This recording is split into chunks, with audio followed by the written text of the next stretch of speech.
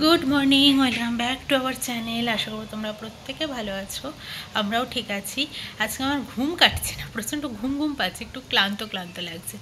যাই হোক, তো আজকে বাজে হচ্ছে 11:30 এখন। আজকে মঙ্গলবার, তাই টাইমের থেকে একটু দেরিতেই চলছি। আমি ঢ্যাঁড়স ভাজা হয়ে গেছে, এখন পটল আলুর তরকারি বসিয়েছি। আর মানে আলুটাকে ভেজে নিচ্ছি আগে, তারপর পটলটাকে ভেজে নেব, দেন তরকারিটা করবো মশলা কষিয়ে। আর ডালটাও সেদ্ধ হয়ে গেছে। আজকে ডাল, ঢ্যাঁড়স ভাজা, ওই কুড়মুড়ো করে কুচি কুচি করে কেটে, প্রমিওটা ভালোবাসে, আর পটল আলুর তরকারি। দেরিতে উঠলেও আজকে টাইম মতোই হয়ে যাবে সবটা। রান্না তো তাড়াতাড়ি হয়ে যাবে, কারণ আমার সমস্ত সবজি কাটা ছিল। কালকে বসে বসে টুকটুক করে আমি সন্ধ্যেবেলা কেটে রেখেছিলাম। কালকে আমি ভ্লগ করিনি, মানে কোনো ক্লিপ নেইনি আমি। তার কারণ হচ্ছে কালকে আমার একটু ঘরের কাজের দরকার ছিল। এখনও একটু ছড়িয়ে ছিটিয়েই রয়েছে, মোটামুটি যেটুকু রয়েছে সেটুকু হচ্ছে। এখন শীতের জামা কাপড় বেশি রয়েছে, আর প্রমিত 2-1টা রয়েছে এখানে, সেগুলোকে আলাদা করবো, আর শীতের জামা কাপড়গুলো আমি ঢুকিয়ে দেবো। সব একসাথে হয়ে গেছিলো। কালকে আলমারিটা গুছিয়েছি আমি না আমার পরার মতো ঠিক জামা কাপড়গুলো, যেগুলো আমি রেগুলার ইউজ করি এখানে, সেগুলো ঠিক খুঁজে পাচ্ছিলাম না। তো ওই জন্য সবটা নামিয়ে আবার ভালো করে গোছালাম। মানে ওপরে জিনিস নিচে চলে গেছিলো, নিচের জিনিস ওপরে উঠে এসেছিলো, এরকম হয়ে গেছিলো। তো চলো রান্নাটা আমি করে নিই। পড়েছে এখন 12টা 12 বাজে, রান্নাবান্না হয়ে গেছে। ভাত এখন বসাইনি, পরে বসাবো। এখানে পটল আলু তরকারিটা করেছি, আদা ধনে জিরে আর কাঁচা লঙ্কা বাটা, আর টমেটো দিয়েছিলাম। টমেটো বাটিনি, টমেটো কুচি কুচি করে দিয়েই কষিয়েছি আর কি। আর হচ্ছে এখানে ঢ্যাঁড়সটা ভেজেছি, আর এখানে একদম অল্প করে টমেটো দিয়ে ডাল করেছি। কারণ ডাল আমি খুব একটা ভালোবাসি না, প্রমির জন্যেই একটু ডাল করা হয়। তো চলো এবার স্নান করব। আমাকে ইগনোর করাই ভালো, কারণ আমি চুল ঠুলো আঁচড়াইনি, কিচ্ছু করিনি। জাস্ট এই বসেই ছিলাম, মাঝে উঠলাম, বাসন টাসন মাজলাম, আবার এসে বসে রয়েছি। বললাম না আজকে খুব একটা এনার্জি পাচ্ছি না। আমার আলমারি তো গোছানো হয়ে গেছে, প্রমির আলমারিটা মানে আমার আলমারি গোছাতে আমার হার্ডলি 30 মিনিট সময় লেগেছে, কারণ গোছানোই ছিল। ভাঁজ করা জিনিসগুলোকে বার করে আমি জাস্ট সেট করে রেখেছি, ওপরেরটা নিচে, নিচেরটা ওপরে, এরকমভাবে রেখেছি। প্রমির আলমারি মানে তোমাদেরকে দেখালে ও তো বোধহয় লজ্জার শেষ থাকবে না, কি আর বলবো। যাই হোক, দুপুরবেলা আজকে তো রান্না করেছিলাম। আজকে নিরামিষ রান্নাটা প্রমি আর আমি ভালোই খাচ্ছি, মঙ্গলবার করে। বলো প্রমি, আগের মঙ্গলবারও আমরা ভালোই খেয়েছিলাম, আর এই মঙ্গলবার প্রমি নিজেও খেয়ে বলছে যে খুব ভালো খেয়েছি।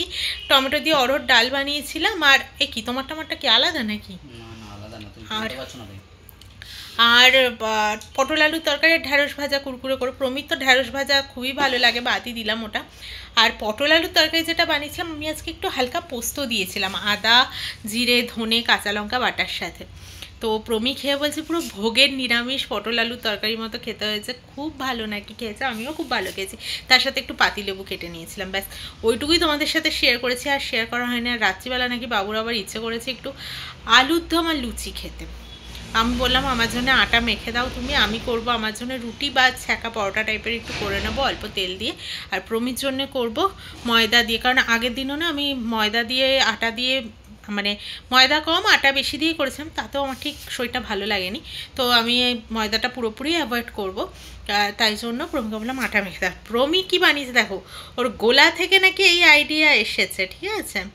এটার মধ্যে ও নিজেও বানিয়েছে নিজের জন্য একটা। সামনে প্রমি কাজ করছো, ল্যাপটপটা খোলা, তাই জন্য দেখাতে পাচ্ছি না। এই যে ওরটা তো দুখানা বানিয়ে রেখেছে এরকম। আমাকে বলছে দাঁড়াও একটা জিনিস বানিয়েছে নিয়ে আসি, বলে নুন চিনি লেবু দিয়ে বানিয়েছে। ছোটোবেলায় যে আমরা গোলা খেতাম ওই টাইপের বানিয়েছে, ভালো বানিয়েছে। তখন আমাকে বলছে একটু ভিডিও করো, আনছি ভালো কথা মনে করিয়েছো তো, আমি তো আজকে ভিডিওই করিনি। যাই হোক, রান্নাঘরে যাব যখন, আবার তোমাদের সাথে কথা হবে। শুকনো করে একদম আলুর দম করেছি, সেন্টটা দারুণ বেরিয়েছে। কাজু আমন্ড আর হচ্ছে টমেটো পোস্ত আদা বাটা দিয়েছি, আর কাঁচা লঙ্কা বাটা দিয়েছি। আর আমার জন্য এই রুটি সেঁকবো ভাবলাম, তারপরে অল্প একটু তেল দিয়ে সেঁকে নিলাম। তো চলো, এই হচ্ছে আমার ডিনার, প্রমিরটাও দেখাচ্ছি। প্রমির প্লেটটাও আমি রেডি করে নিয়েছি। ওকেই, ও লুচিটা খাবে না, লাস্টে বলে যে পরোটাই খাবো, কারণ আমাকে দেখলো পরোটা করতে, তাই জন্য। আর ওকে আমি ময়দার পরোটা করে দিলাম। আর একটা আমি আটার পরোটা এক্সট্রা ওর জন্য করে রেখেছি, ওকে দেখাবো বলে, যে খেয়ে দেখো সত্যি ভালো লাগে। কারণ ওনা শুধু আটার খেতেই চায় না, জানি না কেন। একটু আটার খেলে আমারও সুবিধা হয় আর কি, দুবারে মাখতে লাগে না তাহলে। যাই হোক, চলো এবার ওকেও দিয়ে দিই। আজকের মতো গুড নাইট। আজকে হচ্ছে বুধবার, আর এখন বাজে 4:39। আমি ভাবলাম যে আজকের দিনটা এখান থেকে আবার শুরু করা যাক। ব্লগটা তো অলরেডি মঙ্গলবার থেকে কন্টিনিউ হচ্ছেই, আর ভাবলাম যে চলো এখন থেকে শুরু করি। এখন বসেই ছিলাম একটু, দুপুরে আমি আর প্রমি যে খাওয়া দাওয়া করেছি, মানে প্রমি খেয়ে অফিস গেছে আর আমি খাওয়া দাওয়া করেছি, সেই বাসন দুটো রয়েছে, ওগুলো মাজবো। তার আগে ভাবলাম যে একটু গুছিয়ে নিই, ভাবছি যে একটু পাকা আম আছে দুটো ঘরে। প্রমি আম এনেছিল, বাট আমগুলো না এখনও পুরোপুরি মিষ্টি হয়নি। ওকে না করছি, ও বলছে না সিজনাল ফল, তো ও আম খেতে ভালোবাসে। তো দুদিন এনেছে 1 কেজি করে। প্রথম দিনেরটা ওরকমই টক মিষ্টি, আর তারপরেরটাও তাই এনেছে। প্রথমেরটা এনেছিল ওই বাগানাপাল্লি না কী সব, আর এবারটা এনেছিল সিন্দুরা। তো যাই হোক, দুটো একই হাল, খুব যে একটা মিষ্টি এমন নয়, তবে আমের সেন্টগুলো খুব সুন্দর ছিল। আমি ভাবছি আজকে সুজি দিয়ে, ময়দা দিয়ে নয়, সুজি দিয়ে আমি কেক বানাবো, ম্যাঙ্গো কেক। জানি না কেমন হবে, ভাবছি মাইক্রোওভেনে বানাবো, একবার ভাবছি যে গ্যাসে বানাবো। আমি তো মাইক্রোওভেনে কলকাতায় থাকলে বানাতামই, আর গ্যাসে এখানে যখন মাইক্রোওভেন ছিল না তখন আমি গ্যাসে বানাতাম। দুটোতেই ভালো হয় কেক। আমার মনে হয় গ্যাসে একটু বেশিই ভালো হয় মাইক্রোওভেনের থেকে, তবে মাইক্রোওভেনটা যখন আছে একটা মাইক্রোওভেনেই বানাই। আবার এটাও ভাবছি, দেখি কি করি। তার আগে জোগাড় তো করে নিই। এখানে আমি 1 কাপ মতো সুজি নিয়ে নিয়েছি, সেটাকে প্রথমে ব্লেন্ড করে নেব, ভালো করে গুঁড়িয়ে নেব। আর তারপরে আমটাও কেটে নিয়েছি। আমি তোমাদের ভুল বললাম, সিন্দুরা আনেনি। সিন্দুরা তো এই মাথার কাজটা লাল হয়, ওইটা মল্লিকা এনেছিল। ভীষণ সুন্দর আমটা, সেন্ট আছে, কিন্তু ওই টক মিষ্টি টাইপ খেতে। যাই হোক, এটাকে ঘুরিয়ে তারপরে আমটাকে পরিমাণ মতো চিনি দেবো। আম মিষ্টি হলে কম অবশ্যই, আর যদি টক মিষ্টি হয় তাহলে একটু বেশি চিনি দিতে হবে। তো চলো আগে এটাকে ঘুরিয়ে নিয়ে তারপর এটাকে চিনি দিয়ে ঘুরিয়ে নেবো। এটাকে এখানে একদম গুঁড়ো করে নিয়েছি এই যে প্রথমে, আর এই যে চিনি দিয়ে আমটাকেও আমি করে নিয়েছি। তো এবার দুটোকে মিশিয়ে দেবো দুধ আর দেবো রিফাইন্ড অয়েল। দিয়ে ভালো করে মিশিয়ে নেওয়ার পর আমি দিলাম এবার রিফাইন্ড অয়েল। এবার এটাকে দিয়ে ভালো করে মিশিয়ে নিয়ে ঢাকা চাপা দিয়ে 1/2 ঘন্টার জন্য আমি ছেড়ে দেবো, কারণ সুজি তো একটু ফুলতেও টাইম লাগবে। তো এটাকে রেখে দিয়েছিলাম, কিছুক্ষণ বাদে আবার 20 মিনিট হয়েছে, 1/2 ঘন্টা আমি রাখলাম না। 20 মিনিট বাদে এটাকে আরেকবার একটু ভালো করে মিশিয়ে নিয়ে, তখন কিন্তু আমি বেকিং পাউডার বেকিং সোডা কিচ্ছু দেইনি। এবার আমি দিচ্ছি বেকিং সোডা আর পরিমাণ মতো বেকিং পাউডার। তো এবার ভালো করে মিশিয়ে নেব।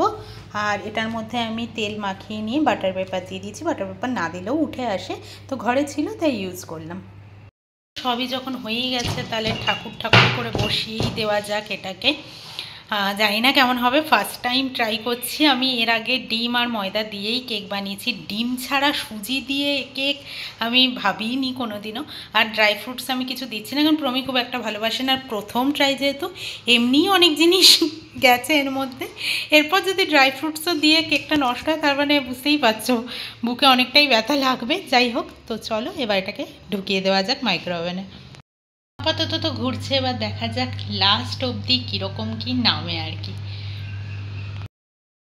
হয়েছে। তবে আমার মনে হচ্ছে সুজিটা আরও একটু টাইম ঘোরাতে হতো। যাই হোক, আমি এখানে ছুরি দিয়ে দেখে নিয়েছি যে ঠিকঠাক হয়েছে কিনা। ছুরিটাও একদম পরিষ্কারই উঠে এসছে। তো চলো দেখি, এবার ঠান্ডা হোক। তার আগে ভাবছি উল্টে দেওয়াই যায়, কারণ একদম ছেড়ে গেছে বাটিটা থেকে। এটা হচ্ছে কেকের পেছনটা, বেশ সুন্দর সফট হয়েছে, দেখে বোঝাই যাচ্ছে। এবার ঠান্ডা হওয়ার অপেক্ষা তো করতেই হবে, তারপরে কেকটাকে কাটবো।